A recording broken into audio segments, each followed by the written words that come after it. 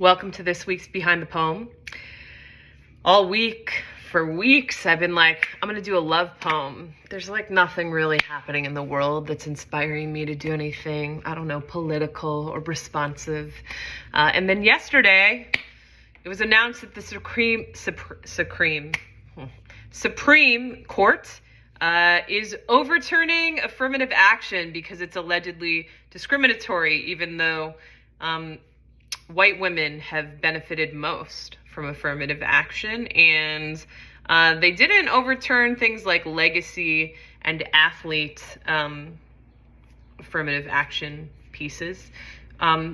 Basically, it's racist. It is anti-Black racism. It is all the racism, but definitely anti-Black racism in our continued racist country, which was also founded on slavery and genocide and exploitation.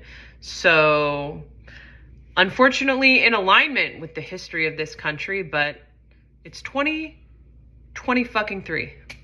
So, anyway, as a white woman, I'm going to read this poem that, here it is. On being a white artist in Brooklyn. I wrote this like 10 or 11 years ago, the first time I lived in Brooklyn.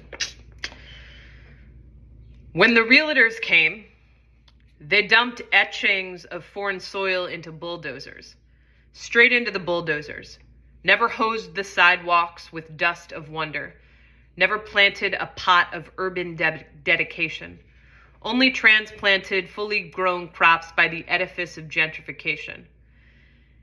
In my neighborhood, I came as a paint fume stealing the atmosphere, a bulldozed dust of controversial musk, ship captain, wrestling the waves of serendipity and calling it abstract epiphany.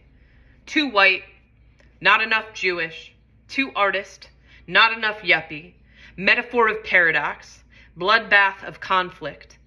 In the caverns of tomorrow, the epicenter of epicenter, I have already given up. What choice do I have when the rent goes up?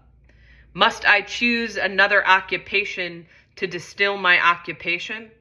When the bulldozers come, when the foreign soil is next dusted to the background lust with bulldozed musk, then the mothballs will remember I started the forest fire.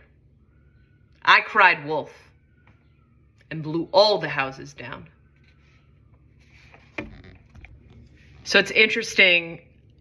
The first take I did of the poem, I read an edited version that I edited a couple months ago. And I read it and I was like, this does not work. So I went and I found the original draft and it worked better, which is interesting.